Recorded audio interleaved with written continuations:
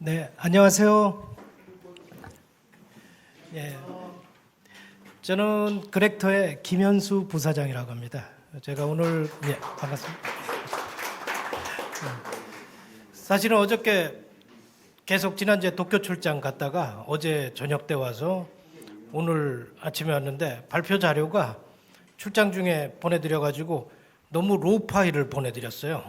그래서 내용이 너무 길어서 조금 축약을 했고, 사실 여기 프린트 돼서 나간 자료는 저희 회사 내부 기밀 자료입니다. 그래서 파일로 제공은 좀 힘들 것 같고 어디 유출은 좀 말아주시기 바랍니다. 보내놓고 보니까 너무 딥한 내용이 많이 들어가 있어가지고 그래서 몇 개 슬라이드는 삭제를 했고요. 오늘 제가 이제 국책사업 수주에 대해서 말씀드리는데 저도 뭐 공공사업을 많이 기존에는 많이 해오진 않았었어요. 지난 한 30여 년간 주로 엔터프라이즈 쪽을 많이 해왔는데 제가 이걸 맡게 된 이유가 이 그렉터 회사에 들어오면서부터 시작을 했습니다. 저는 93년부터 계속 IBM BP사, 시스코에서 한 15년, 화웨이 중국 회사에서도 한 3년 그렇게 있으면서 글로벌 1위 기업 쪽에서만 일을 하다 보니까 대형 프로젝트, 민간 프로젝트, 금융, 그다음에 통신사 위주의 시장에서 많이 활동을 해왔습니다. 그러면서 여러 프로젝트를 하면서 이 2018년부터 2016년도에 창업된 이 그렉터라는 회사에 조인을 해서 이제 후배 사업에 저도 투자를 하고 이대주주로 들어와서 이제 제 사업처럼 하려고 들어와서 맨 처음에 여러 군데를 찾아다녔어요. 기존 고객들 KT, SKT, 뭐 농협 다 해서 딜은 주는데 저희가 창업 3년밖에 안 된 기업이 그 딜을 받을 수가 없는 거예요. 구매 규정상 뭐 7년 이상 돼야 되고 기록이 있어야지 1군 파트너로 등록이 되고 뭐 여러 제한 사항이 있어가지고 자꾸 앞에 대형 SI를 끼우고 계약을 하게 되고 이러더라고요. 그래서 맨 처음에 한 20억, 8억, 10억 뭐 이렇게 매출을 드라이브를 해보니까 생각보다 이 신생 벤처 업체가 민간 사업에서 뭔가 실적을 내는 건 굉장히 어려웠습니다. 그래서 그러면은 우리가 만든 플랫폼, 완성된 플랫폼을 가지고 갈 수 있는 데가 어딜까를 찾아봤더니 그때 마침 정부 정책이나 또 정부의 지원 사업이 활발하게 진행되고 있어서 공공사업에 들어가서 18년 매출 8억에서 작년 매출 96억, 마진은 거의 40% 이상 되는 굉장히 큰 공공 쪽으로만, 소프트웨어로만 성장을 시켰고 또 내년에 이제 상장 계획까지 잡고 지금 진행 중에 있습니다. 그래서 아마 박성태 대표님께서 그런 부분 때문에 니네 성장을 어떻게 그렇게 했는지, 공공에서 어떤 그런 성적을 올렸는지 노하우를 오픈하라 그랬는데 너무 파일을 날로 보내는 바람에 세게 오픈이 됐고요. 오늘 그 얘기를 하는 데 있어가지고 제가 처음에 공공에 접근했을 때의 워딩, 그다음에 전달했던 내용, 그 부분이 뭔지 전부 왜 잘했어? 어떻게 잘했어? 그러면은 전부 열심히 하잖아요. 여기 오신 분들 중에 열심히 안 하신 분들 없을 거예요. 진짜 열심히 뛰고 다 부지런히 뛰지만 그러면은 그 중에서도 먹는 놈이 있고 안 먹는 놈이 있는데 어떻게 되냐? 처음에 접근을 할 때의 방향성의 이슈가 조금 있었던 것 같습니다.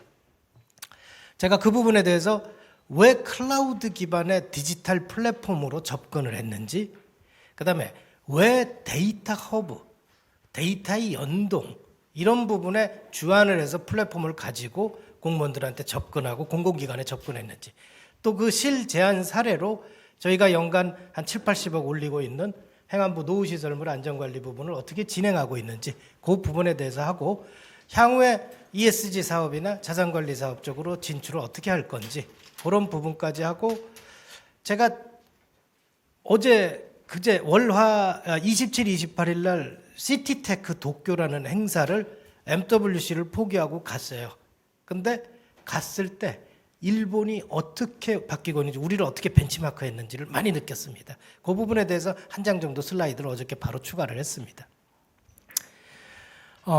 정부 사업에 클라우드 기반 디지털 플랫폼이 필요한 이유는 맨 처음에 제가 그렇게 떠들고 한 4, 5년간 떠들고 다녔는데도 막상 정리를 하려 했더니 정리가 안 돼서 뭐를 사용했냐? 요즘 한참 화두가 되고 있는 챗 GPT에 물어봤습니다. 물어보시면 아마 요 결과 그대로 나올 거예요. 그래서 약간 수정을 하고 내용을 검토했는데 정리를 되게 잘해주더라고요. 첫 번째, 왜 클라우드로 가니? 그러면 첫 번째 이슈는 확장성입니다. 기존에 정부의 레가시 시스템대로 가는, 가령 우리가 흔히 지금까지 알고 있는 IT 상식의 서버, OS, 어플리케이션, 데이터, DB 이렇게 구축을 했을 때 이 비용과 그걸 온프라미스라 그러죠.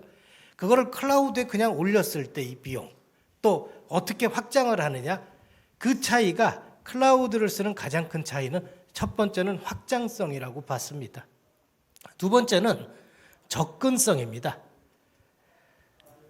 대부분의 이제 재밌는 사례가 있는데 불이 여기에 많이 났어요. 그래서 스프링클러를 보통 다 꺼놔요. 왜? 스프링클러를 제어하는 거는 지하 1층의 기계실에 PC에 스카다로 연결된 부분에서 제어를 할 거예요. 그러면 그 스카다 시스템은 윈도우로 돼 있어요. 내가 핸드폰 들고 관리소장이 여기서 알람이 울리면 와가지고 봐요. 불이네. 그리고 내려가서 그 PC에서 동작을 시켜야지 스프링클러가 동작을 해요. 지난 벤츠 한 50대 탔다는 천안 화재 때 그 작업이 그대로 일어났어요.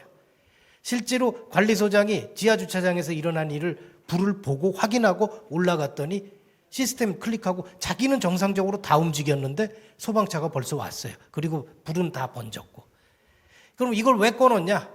오작동하면은 혼나거든. 자, 그러면 그 시스템이 만일에 클라우드화돼 있고 모바일화돼 있었다면 어떻게 됐을까요? 와가지고 보고 핸드폰으로 신고하고 핸드폰으로 다음 조치를 취했을 거예요.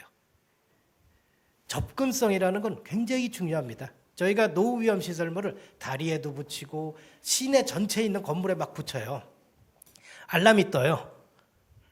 그러면 갔을 때 그 자리에서 뭔가 조치를 취해야 되는데 다시 들어와서 시스템 클릭하고 있으면 벌써 늦다는 거죠. 그래서 모바일화가 되고 클라우드화가 되고 접근성이 강조돼야 되고, 그러다 보니까 오픈이 되니까 그 보안에 대해서는 항상 이슈가 생기죠. 그래서 그 보안도 사실 온프라미스로 여기에 서버를 갖다 놓는 순간 공무원들의 책임이 뭐가 생깁니까? 보안 감사를 해야 되는 책임이 생깁니다. 대부분의 공무원들은 행정직입니다. 보안에 대해서 키사에서 나오거나 니아에서 나와서 뭔가를 물어봤을 때 대답도 못해요. 근데 고치긴 다 고쳐야 되고 업체 시켜야 돼. 근데 G클라우드에 KT, SKT, 네이버 이런 데서 구축해놓고 보안까지 완벽하게 해놓은 G클라우드 시스템으로 옮기고 거기에 보안 감사를 미리 받은, 인증을 받은 소프트웨어를 깔고 유저 관리가 돼 있으면 어떻게 될까요? 가지고 온 보고서 딱 내면 보안 감사가 끝나요. 왜? 이미 인증을 다 받았으니까. G클라우드를 만들어 놓고 파이낸스 클라우드를 만드는 이유 중에 또 가장 시스템을 도입하는 공무원들의 이유 중에 하나가 보안 감사 피하기 위해서도 있어요. 그리고 정부 시책이 그 당시에 아주 급하게 클라우드화를 해라. 동일한 시스템을 고른다 그러면 클라우드 시스템을 골라라라고 바뀌었죠. 거기에 맞춰서 저희는 네이티브 클라우드 어플을 만들었고 시스템을 만들었고 그거를 전달한 거죠. 좀 이따가 다음 페이지에서 네이티브와 그 아닌 거에 대한 차이점도 잠깐 설명드리겠습니다. 아무튼 처음에 제가 상수도를 가든 상수도 원격 검침을 가든 정부의 시스템을 가든 제일 주안점을 두고 접근한 거는 이제부터는 클라우드로 가셔야지 공무원 담당자분들이 편하다라는 거예요. 그리고 월가공으로 되니까 캐펙스로 예산 잡고 예산 승인 받는 작업도 최대한 줍니다. 오펙스로 처리가 되니까. 그래서 그런 부분에 대해서 강조를 하고 접근을 했었습니다. 두 번째로 접근한 부분은 데이터 공유에 대한 부분이었습니다. 저희가 정부의 어떤 시스템을 보다 보면은 너무나 재밌는 일들이 있어요. 데이터들이 사일로로 돼 있어요.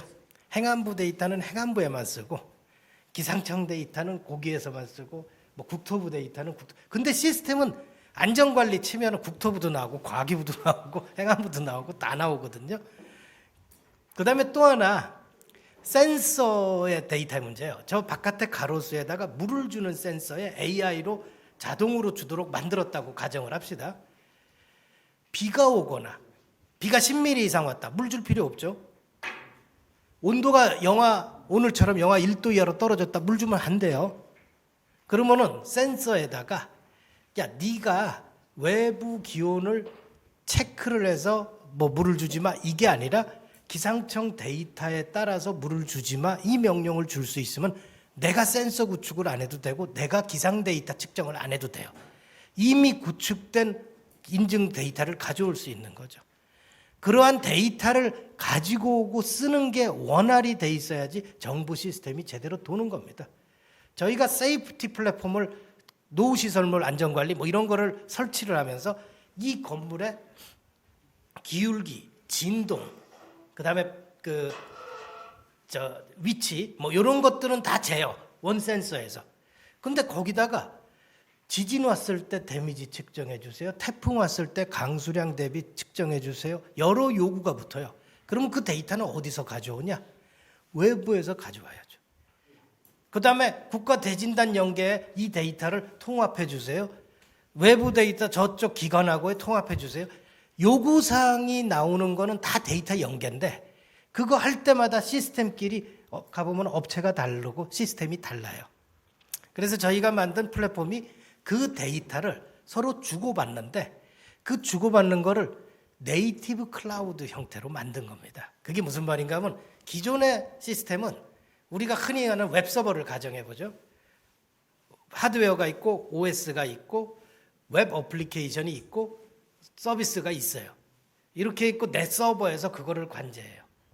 근데 클라우드 쿠버네티스 기반으로 가면은 OS를 하는 마이크로 서비스, 뭐 DB를 하는 데이터를 저장하는 마이크로 서비스, 그 실제 인터페이스를 가는 API 게이트웨이 마이크로 서비스, 이런 마이크로 서비스 단위가 있어요.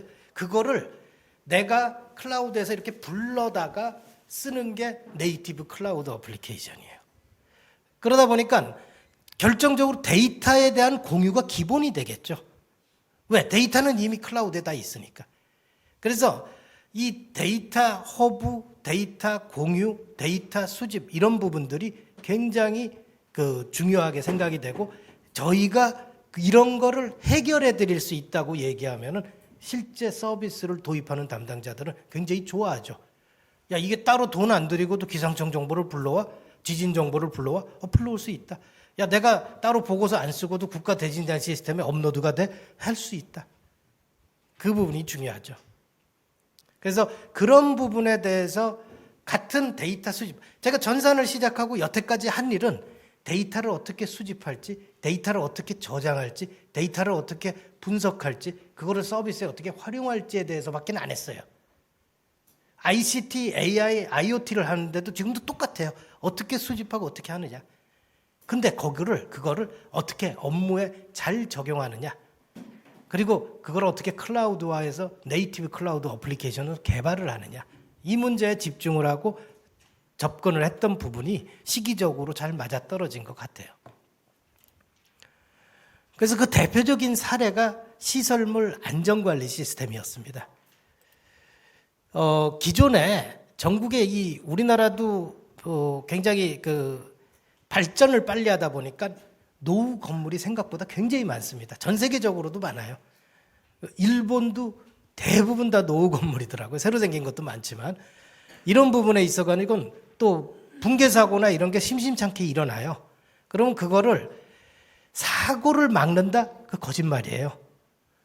미래에 일어날 일을 어떻게 예측을 해요?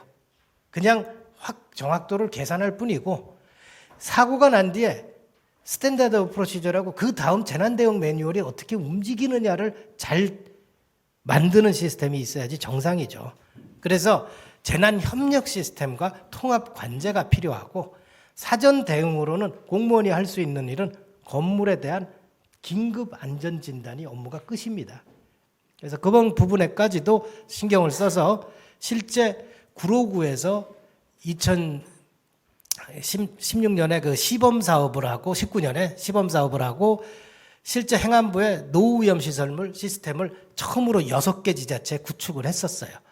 그리고 계속 매년 7개, 8개 확산을 해서 지금 한 30개 정도의 그 레퍼런스를 가지고 가고 있습니다.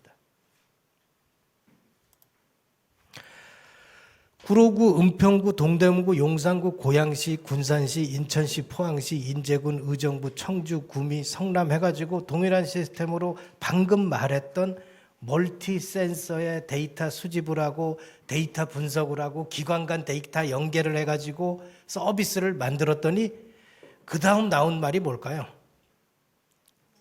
난리가 났죠. 왜 니네만 다 먹어? 특히 센서 업체들이. 어이씨, 내가 400만 원짜리 센서 잘 만들어 놨는데 이 새끼들이 140만 원 가지고 먹었어. 이거예요. 그래서 근데 사실은 우리는 다 비딩 들어가서 이긴 거예요. 실제로 그 제안을 가서 제안 평가를 해보면은 데이터 연계돼? 그럼 안 돼요. 니네 네이티브 클라우드로 만들었어? 아니에요. 왜? 센서 업체들은 소프트웨어 업체에 그 네이티브 클라우드 형태의 개발하는 거를 잘 못해요. 왜냐하면 걔들은 하드웨어를 잘 만드는 애들이니까. 그 정부 정책이 되게 재밌는 게 또 그런 업체들을 지원하라고 데이터 바우처, 소프트웨어 바우처 사업을 하면서 하드웨어 업체한테 소프트웨어랑 합쳐라. 니네 그렇게 합쳐서 내라 이렇게 해놨는데 금액이 작아요. 서로 금액이 안 맞아요. 그런 것도 있고 디지털 전환을 해라 이러면서 실제로 지치면은 옛날 개발 툴로 개발한 RFP가 표준 RFP로 나와요. 그러면은 갖다 대지를 못하는 거죠. 지금 우리는 노드.js에 지금 요즘 랭귀지를 써가지고 DB가 없어요. DB가 없으면은 제어를 어떻게 해?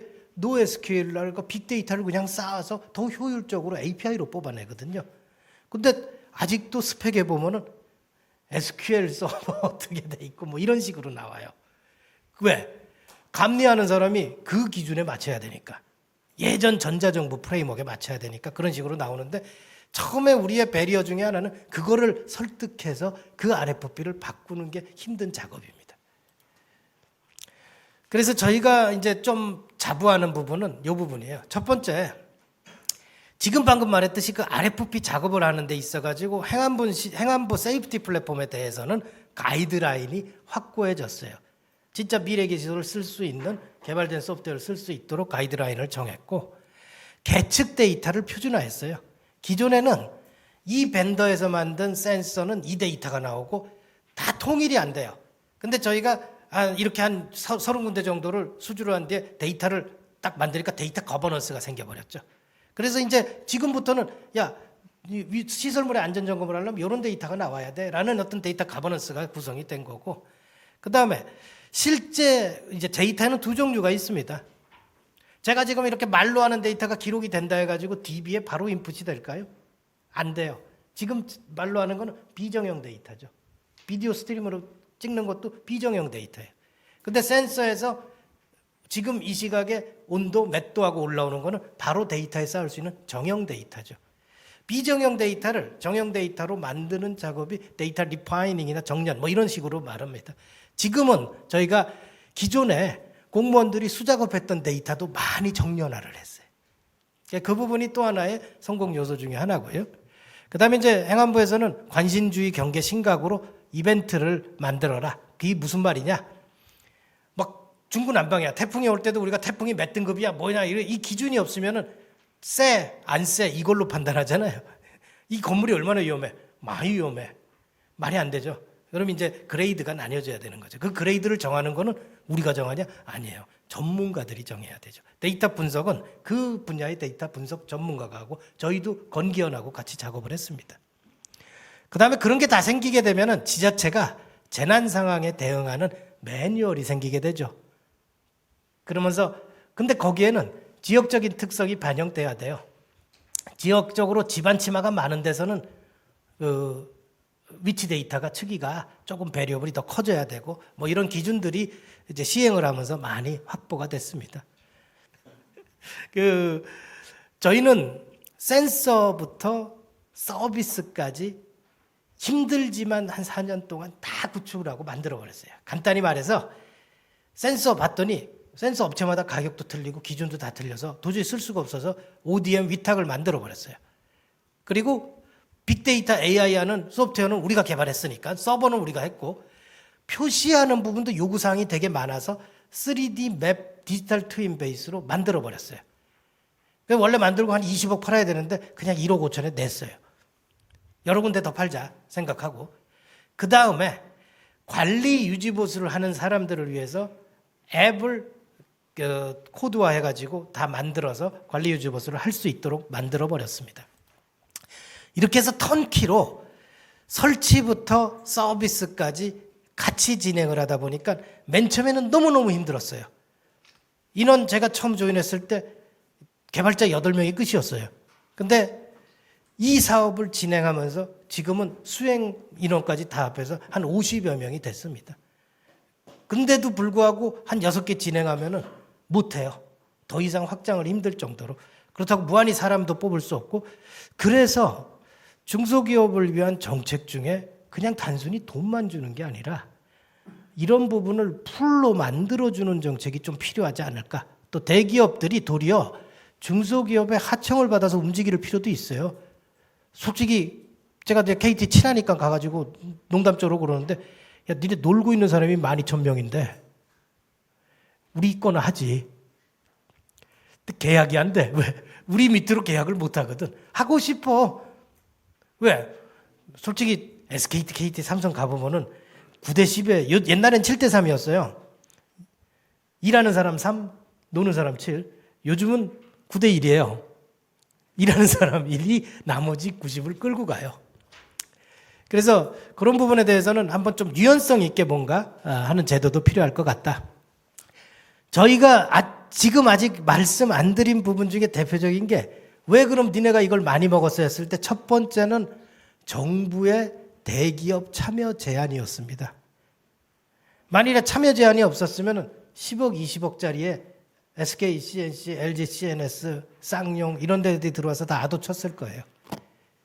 그러나 그런 제한이 있었기 때문에 우리는 우리만한 사이즈하고 경쟁을 했기 때문에 수주를 할 수가 있었습니다. 센서 저희가 직접 다 만들었고요. 고객 요구사항을 할 때마다 계속 업그레이드를 하고 있습니다. 그리고 고객이 금천구에서는 재밌는 것도 했어요. 우수관이 자꾸 그 쓰레기로 막혀요. 특히 금천 우시장 앞에 그 소 부산물들이 막 떠내려오고 하니까 그래서 자동으로 저 우수 하수구에 고무덮개를 자동으로 설치하는 보도블록도 해봤어요. 지금도 돌고 있습니다. 그리고 그거를 전기를 넣기 힘드니까 태양광으로 위에 배터리 넣어서 자동으로 동작하게 했는데 문제가 생겼죠. 겨울에 측정을 했더니 잘 될 걸로 생각했는데 여름이 되니까 가로수가 너무 우거져가지고 햇빛이 안 들어와요. 그래서 여러 시행착오도 겪었고요. 그때 중요한 게 비가 왔는데 요즘에 비는 국지성으로 오기 때문에 여기에서 재야 돼요. 그래서 침수 데이터를 바로 재가지고 확인해달라는 요청이 있어서 침수계도 연결을 하고 그러고 있습니다. 그래서 이렇게 연결을 할 때 데이터의 표준안들을 많이 가지고 가고 있습니다. 그리고 이거는 저희 이제 특허받은 노하우 중에 하나인데 어떤 디바이스가 와도 데이터를 수집하고 저장할 수 있도록 아이콘화 시켜버렸습니다. 그래서 이게 DFM이라고 저희 핵심 기술이고요. 그다음에 국가안전대진단이나 GIS 통합관리나 FMS 여러 시스템들을 지금 있는 시스템에 연결하고 CCTV를 연결하고 싶다 그러면 기존의 국토부에서 설치되어 있는 통풀과도 연결할 수 있습니다. 표준 API 게이트웨이로 되어 있기 때문에 요즘에 나온 시스템들은 다 연계된다고 보시면 됩니다. 빅데이터 분석 하고 여러 개 하고 있고 앱 통해 가지고 센서가 사실 어디 박혀 있는지도 잘 몰라요. 관리하는 사람들. 왜? 공무원들은 1년, 2년 지나면 사람이 바뀝니다. 그래서 와가지고 이제 실제 관리업체가 직접 앱 가지고 찍는 순간 이 센서는 언제 어디서 어떻게 설치됐고 뭐를 했다 이런 것들이 들어갈 수 있도록 만들어 놨습니다. 상한 전파 체계도 이제 공무원들 지역마다 맞춰서 준비를 해드렸고요. 국가안전대진단 이름이 바뀌었죠. 이제 예, 윤 정부에서는 이제 바뀐 이름 제가 잊어버렸습니다. 그걸로 바뀌었고요. 그래서 매년 이거 할 때마다 그 안전진단과 직원들은 업무가 많아져요. 이 자료를 다 올리고 하는데, 근데 그 부분을 쉽게 연계할 수 있도록 해드렸고요. 요거는 고양시에 우리가 설치를 해놨는데 일산 그랜드 플라자 12월 31일 날 집안 치마로 내려앉아가지고 난리가 났었죠. 저희 직원들 놀러 간 애들까지 다 불러가지고 이 건물이 우리가 관리 건물이었어요. 그래서 근데 알람이 떴을까요? 안 떴을까요? 집안이 40cm가 내려앉았어요. 그래서 지금 부수고 있어요. 그때 알람이 어떻게 됐을까요? 질문을 한 거는 알람이 안 떴다라는 거죠. 왜? 일반 건물의 측정 범위가 40cm가 내려앉으면 무너진다고 생각하고 범위를 설정을 안 해놨어요. 2, 3cm라고 생각을 했지 40cm가 들어오니까 시스템이 오탐으로 생각을 한 거예요. 근데도 불구하고 나중에 확실하게 이게 좋았다 이런 거를 잡았습니다. 뭐 마지막으로 그 시티테크 도쿄 행사를 갔다 왔는데 제가 굉장히 좀 크게 일본이 많이 바뀌고 있다 이런 걸 느꼈어요. 우리나라가 지난 한 10년 동안 벤처 스타트업에 뭐 누구는 헛돈 썼다고 하지만 저는 굉장한 투자로 많은 성과를 이뤘다고 생각하거든요. 일본이 앞으로 5년간 10조 엔이에요. 100조 원을 쓰겠대요. 근데 그걸 어디다 쓰느냐? 실리콘밸리를 도쿄에다 유치하겠다라는 거예요. 그리고 전 세계적으로 도쿄가 가장 가지고 있는 그 금융 분야에 강점 있는 VC들 다 불러다 놓고 강의하면서 야, 이제부터 우리는 스타트업에 갈 거야. 왜? 대기업들 아무리 투자하고 해봤자 잃어버린 30년에서 탈출을 못 하더라는 거죠. 그래서 도쿄 시장이 나와가지고 도쿄에 와서 사업하래요. 그거 그저께 발표하는데 되게 무서웠습니다. 왜? 거기서 사업하면 살 집, 일할 곳, 자금, VC 그리고 10년간 퍼블릭 프라이빗 코퍼레이션에 10배 예산을 쓰겠대요. 요거는 도쿄 시장 슬라이드를 그냥 사진으로 찍었어요. 그 굉장히 똘똘한 아줌마더라고요. 근데 너무 말도 잘하고 굉장히 설득력 있게 얘기해서 나 순간적으로 저도 야, 이럴 거면 여기 분사 만들어가지고 여기서 사업하면 되게 좋지 않을까 하는 생각이 확 들더라고요. 그래서 우리가 일본이 기존의 스마트 시티도 느리고 전산화도 느리고 디지털 전환도 느렸어요.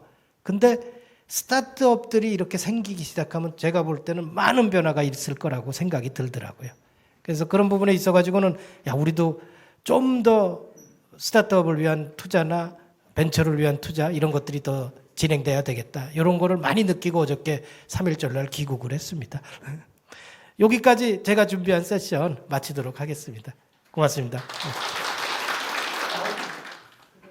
안녕하십니까. 지금부터 2023 정부 중소기업 지원대책 현황과 문제점 개선 방안에 대한 세미나를 시작하도록 하겠습니다. 저는 세미나 일부 사회를 맡게 된 시사뉴스 수도권 일부 편집국장 강민재입니다. 세미나에 앞서 먼저 국민 의례가 있겠습니다. 모두 일어서서 단상의 국기를 향해 주시기 바랍니다.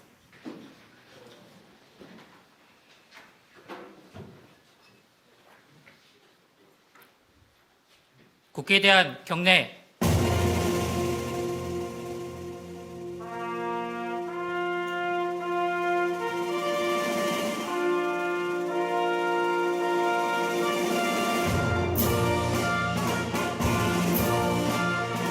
나는 자랑스러운 태극기 앞에 자유롭고 정의로운 대한민국의 무궁한 영광을 위하여 충성을 다할 것을 굳게 다짐합니다.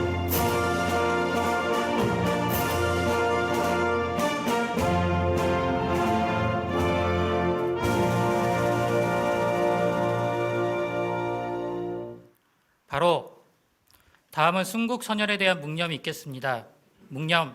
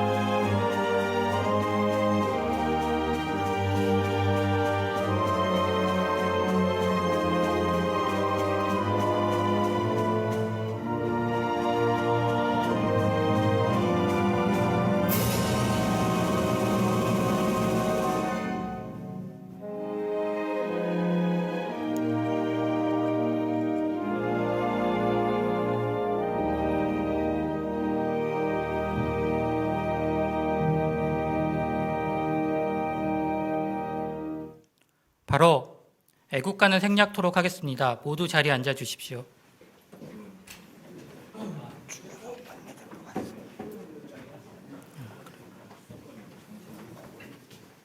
이어서 국민의힘 김성원 국회의원님의 개회사가 있겠습니다.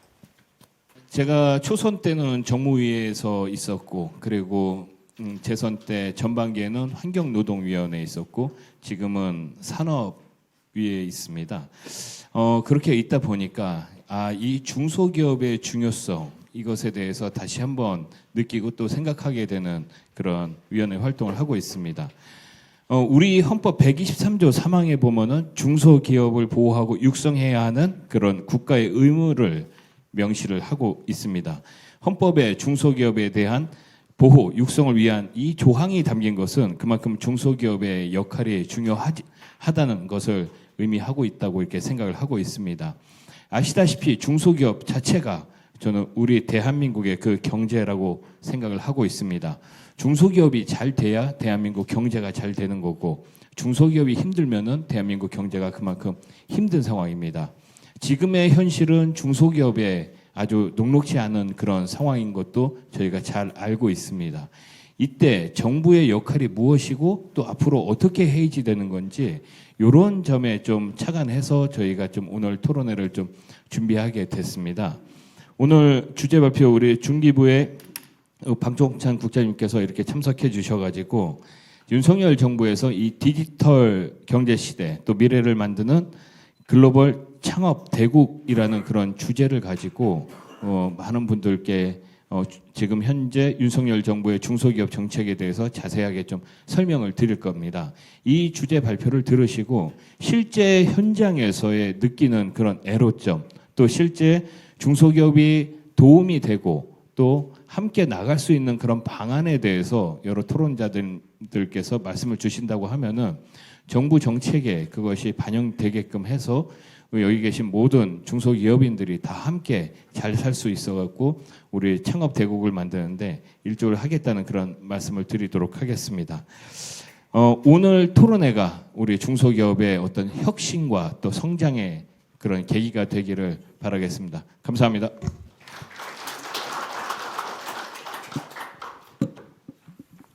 다음은 시사뉴스 수도권일보 강신한 회장님의 환영사가 있겠습니다. 히든기업 경영 전략 그 연구소 이제 지금 오늘 하고 있는 그 회사 이름이 그렇습니다. 저희들이 그래서 현재는 한 70개 그 기업이 저희 회사하고 같이 이렇게 동거를 하면서 열심히 지금 하고 있습니다.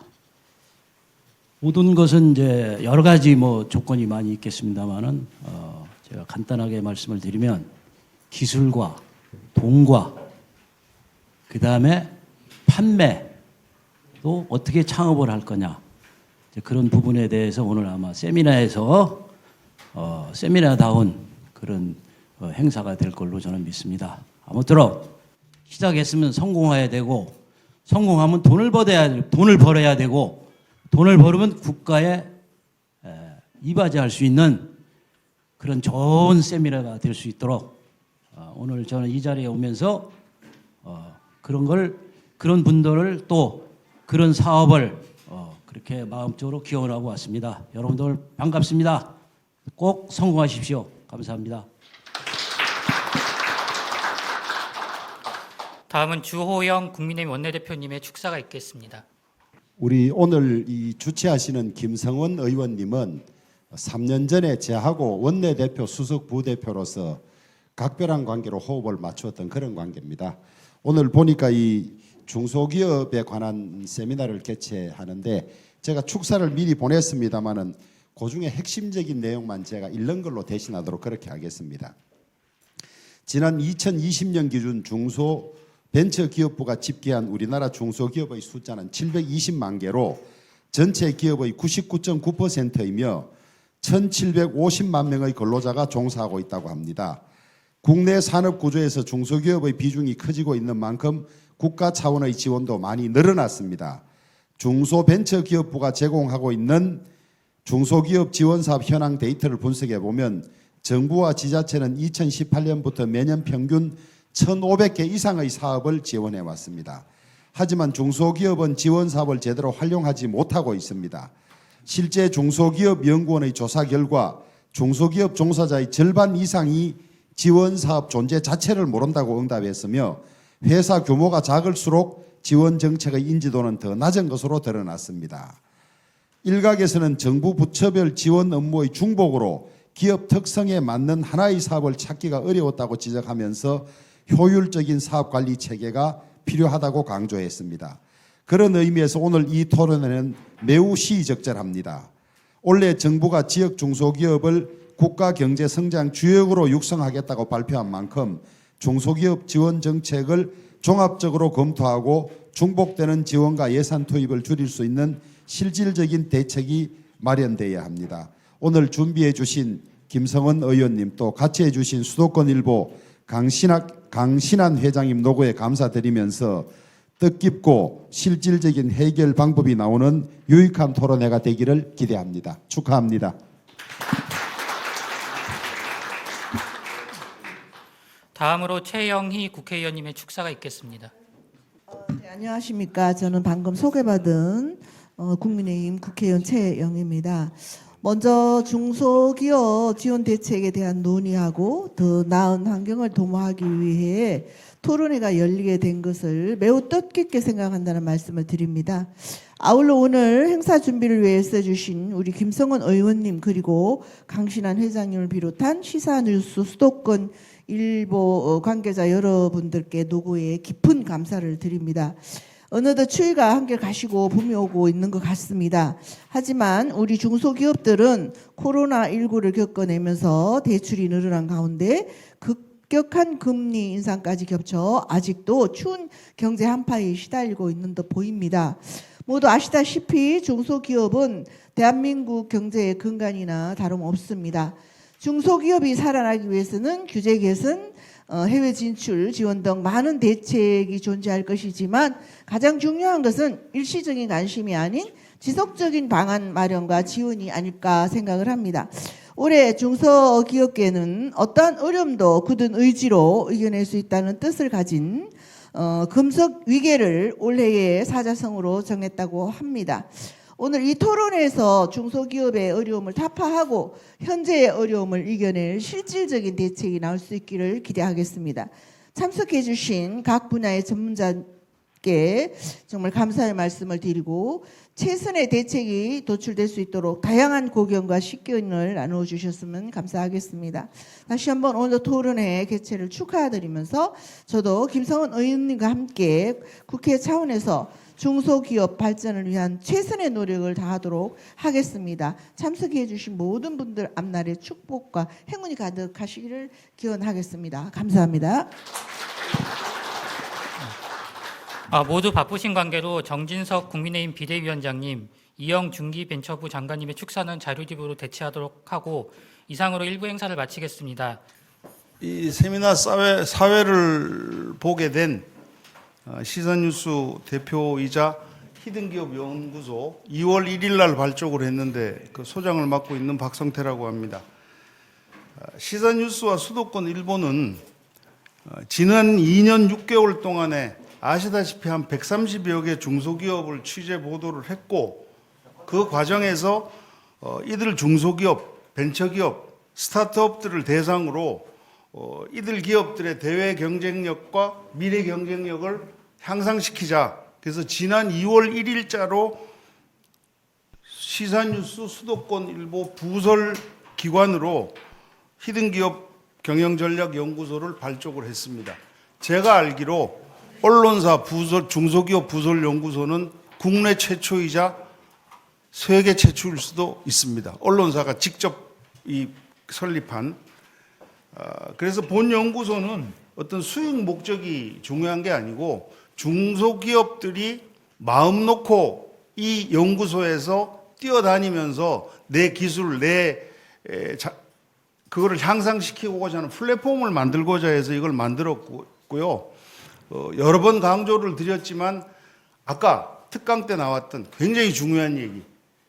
우리 중소기업이 대기업체한테 거꾸로 협업하자. 야, 니네 하청 줄게. 라는 그런 시대가 꼭 오기를 저희 연구소가 추진을 할 겁니다. 이렇게 하고 제1주제로 중소벤처기업부의 박종찬 국장님이 나오셔서 주제 발표를 하고 그에 대한 토론회를 가지도록 하겠습니다. 중소벤처기업부 박종찬 국장을 모십니다. 예, 조금 전에 소개받은 중소벤처기업부 중소기업 정책관입니다. 오늘 매우 뜻깊은 자리에 발제를 하게 돼서 진심으로 기쁘게 생각하고 있습니다. 오늘 중소벤처기업 정책에 대한 문제점에 대해서는 많이 지적을 해주실 거기 때문에 저는 중소벤처기업부 주요 업무 내용에 대해서 간단하게 설명을 드리겠습니다. 그러니까 주로 정책 방향 중심으로 설명을 드리겠습니다. 일단 중소벤처기업부는 중소기업의 경쟁력 강화, 벤처 스타트업 육성, 소상공인 보호 지원을 중심으로 업무를 담당하고 있습니다. 중소기업 전체 숫자는 730만 개 정도 되고 이 중소기업에 종사하는 근로자는 한 1,700여만 명 정도 됩니다. 그래서 중소벤처기업부의 고객은 굉장히 방대하고 다양하고 크다고 생각을 하고 있습니다. 중소벤처기업부는 본 예산이 13조입니다. 준정부 기관, 기타 공공기관 11개와 관련된 협단체 600여 개와 함께 업무를 담당하고 있습니다. 윤석열 정부 출범 이후 주요 정책 추진 실적입니다. 코로나19 극복을 위해 재난지원금, 손실보전금, 손실보상금 총 60조 원 정도를 차질 없이 집행하였습니다. 아울러 소상공인 매출 증대를 위해 동행 세일 등을 추진한 바 있습니다.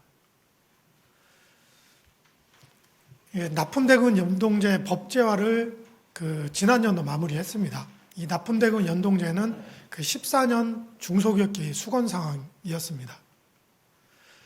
아울러 수출 지원 대책, 80조 원의 정책금융 대책 등을 발표하였고 현재 차질 없이 추진 중에 있습니다. 정책 방향 설명에 앞서 패러다임 변화에 대해서 간단하게 설명드리겠습니다.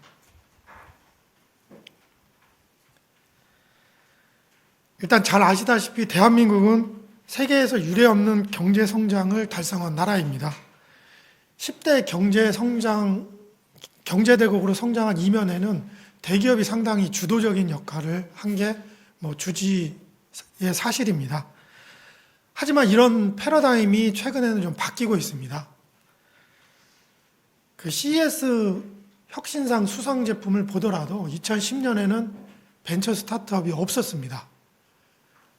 근데 10년이 지난 2022년에는 절반 이상인 87개가 벤처 스타트업입니다. 그리고 벤처 천억 기업의 위상을 보더라도 고용은 1위, 매출은 재계 서열로 보면 3위 정도의 위상을 차지하고 있습니다. 다음에 패러다임 전환은 디지털 경제로 굉장히 급속하게 진행을 하고 있다는 겁니다. 1980년대 디지털 기업을 보면 세계 시총 상위 10개 중에 IBM 하나밖에 없었습니다. 20년이 지난 2000년대에도 2개 정도밖에 안 됐고요. 2021년 기준으로 보면 디지털 기업이 아닌 기업을 찾기가 어려울 정도로 디지털 경제로 굉장히 빠르게 전환 중에 있습니다.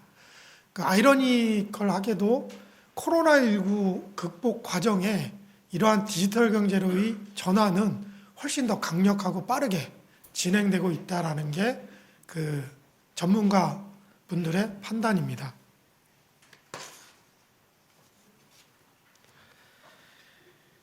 이러한 디지털 시대에 맞춰 선진국들은 다양한 정책을 추진 중에 있습니다. 디지털 재택, 디지털 재택의 중요한 플레이어로 참여하고 있는 딥테크 정책을 프랑스, 유럽, 독일, 미국 등 다양하게 추진하고 있습니다.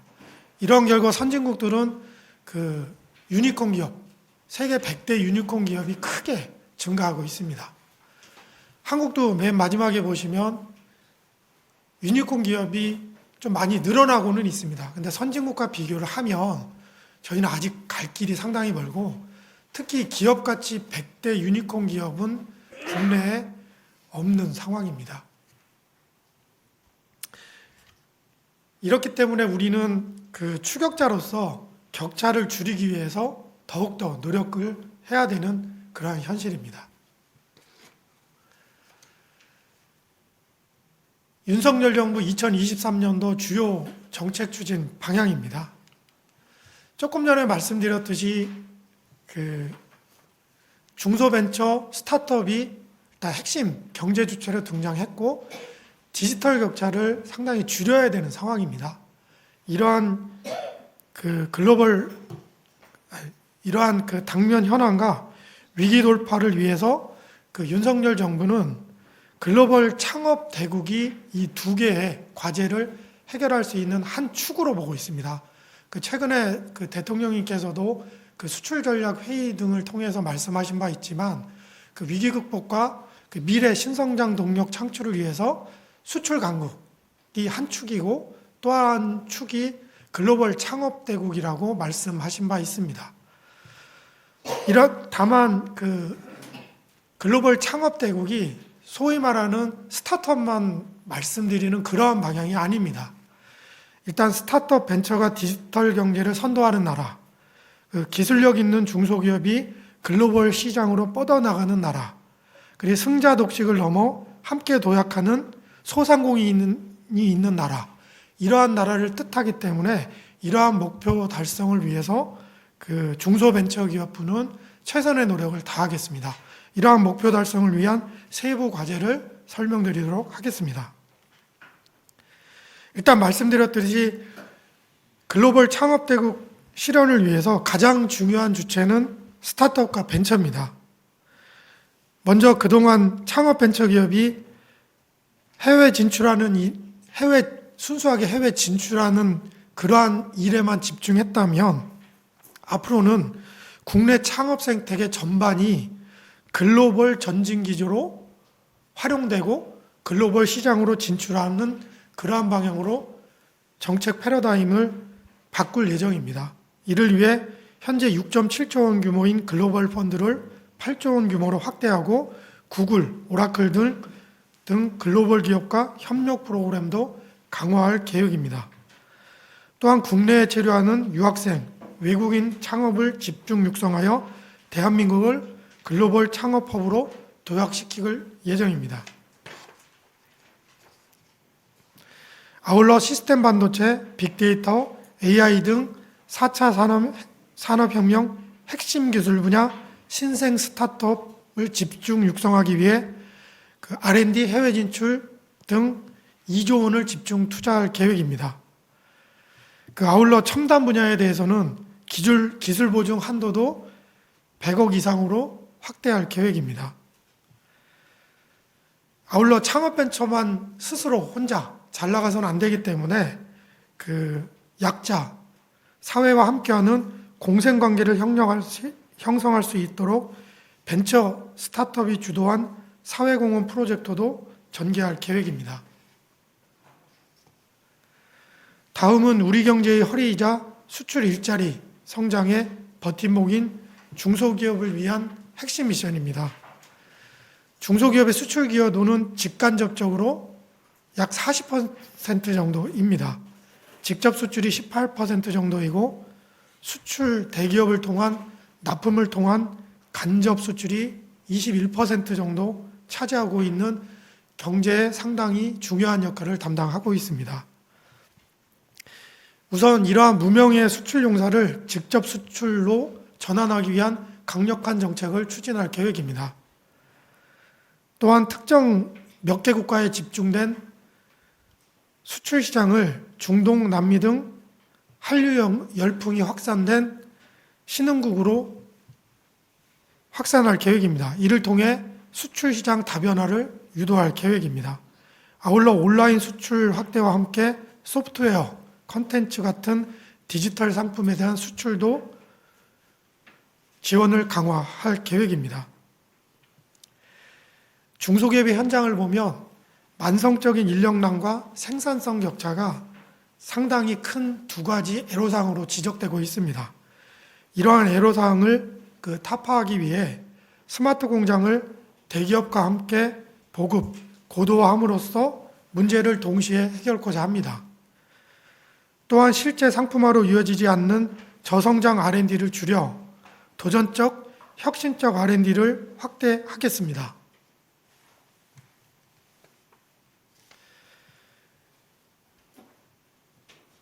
아울러 아까 말씀드린 업계의 염원과 여야 그리고 관계부처의 호응에 맞물려 14년 수건인 납품대금 연동제가 본격적으로 금년에 시행할 계획입니다. 이 납품대금 연동제 적용 대상이 되는 원청 기업이 12만 개 정도 됩니다. 이 원청 기업들이 납품대금 연동제를 본격적으로 도입 시행할 수 있도록 지원본부를 설치해서 강력하게 도입을 독려할 계획입니다. 마지막으로 기업가형 소상공인 따뜻한 골목 상권 육성입니다. 소상공인을 더 이상 보호 대상이 아닌 혁신하는 기업가형 소상공인으로 전환토록 할 예정입니다.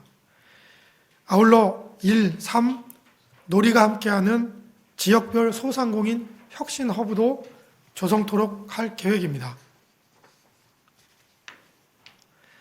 소상공인 온라인 매출 확대를 위해서는 10만 명의 이커머스 전문 인력을 양성토록 할 계획입니다.